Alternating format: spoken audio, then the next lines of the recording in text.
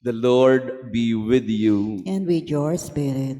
A reading from the Holy Gospel according to St. Luke. Glory to you, O Lord. As Jesus approached Jericho, a blind man was sitting by the roadside begging, and hearing a crowd going by, he inquired what was happening. They told him, "Jesus of Nazareth is passing by." He shouted, "Jesus, Son of David, have pity on me." The people walking in front rebuked him, telling him to be silent, but he kept calling out all the more, "Son of David, have pity on me." Then Jesus stopped and ordered that he be brought to him. And when he came near, Jesus asked him, "What do you want me to do for you?" He replied, "Lord, please let me see." Jesus told him, "Have sight, your faith has saved you." He immediately received his sight and followed him, giving glory to God. When they saw this, all the people gave praise to God. The Gospel of the Lord. Praise to you, Lord Jesus Christ. Please be seated. Praise be Jesus Christ. Now and forever. Good morning, dear friends. Good morning. Pakibati nga ng good morning din ng ating mga kasama ngayong umaga. We are having some technical problems again with the internet, but nevertheless, thank you, Mina and Leia, for yan. Are we still online? Yeah, so sa ating mga online parishioners, thank you for being with us today. Birthday din po ng aking favorite parishioner, si Sister Flora. Sister Flora Go ang ating partner in our healing ministry. So we pray for her in this Mass. At the same time, we are also praying for all our brothers and sisters who are suffering greatly because of the typhoon.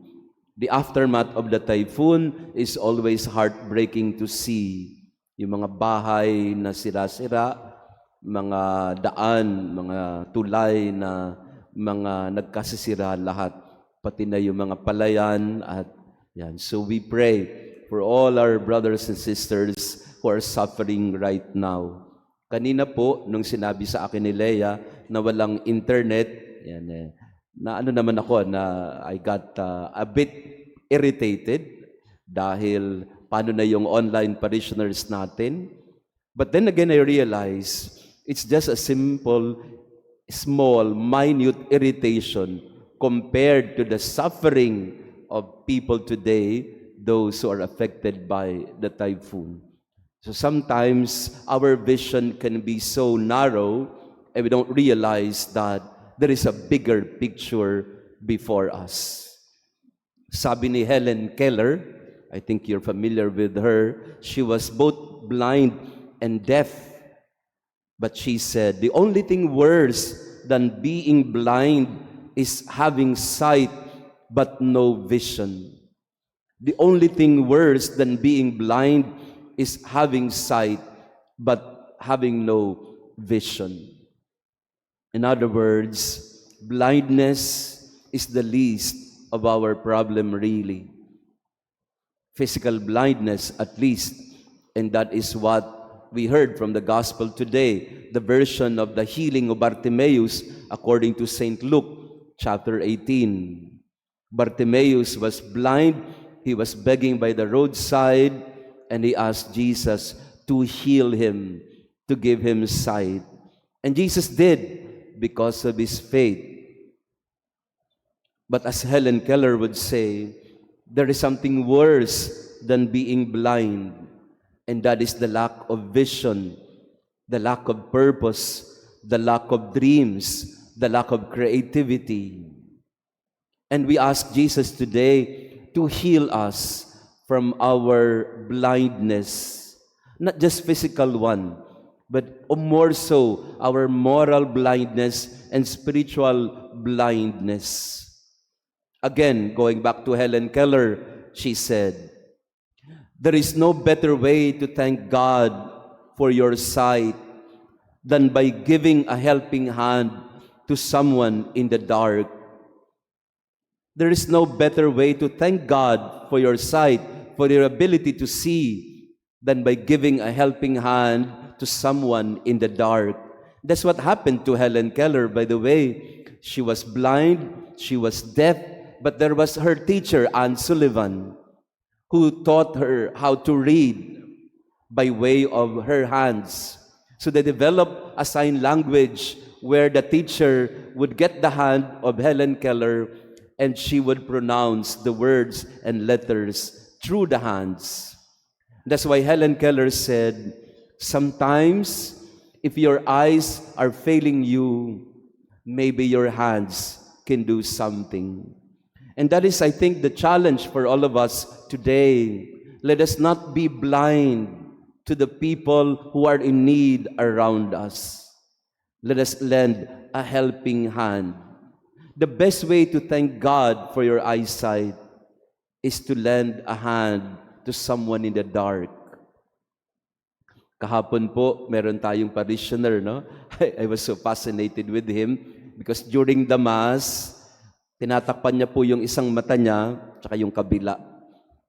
Tapos tinitinan niya yung ating monitor. Hindi ko alam na yung monitor natin, yung TV monitor natin pala, ito pala yung pwedeng maging maging para kang sa pagpupunta ka ng ng doktor na test for your eyesight.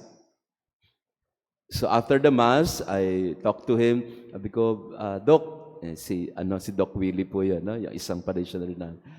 Bakit po nagtatakip kayo ng mata ninyo? Sabi niya, tinetest ko lang kung nag-i-improve na yung aking eyesight, no? So we also pray for him. So Doc Willie, no? May problema siya sa mata. Some of us have problem with our eyesight. But I think there is a bigger problem than just the physical blindness. It is when we are unable to see.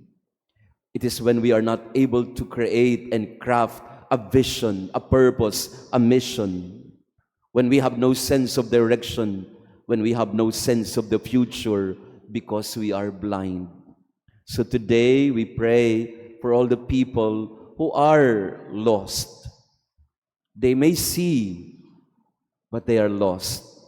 And some of us, we are able to see, but we are not able to see actually, in reality, what is before us. So Jesus, as He healed Bartimaeus in the Gospel, He also wants to heal us from our blindness. Lord, please let me see. That was the prayer of Bartimaeus, and may that also be our prayer today. Help us to see. Help us to lend a hand to those who are in need.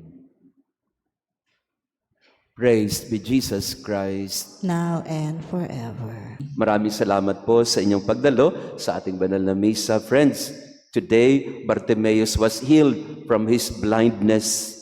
But there is something worse than blindness. It is in having sight, but without a vision, without a dream, without sympathy or compassion, without faith and hope.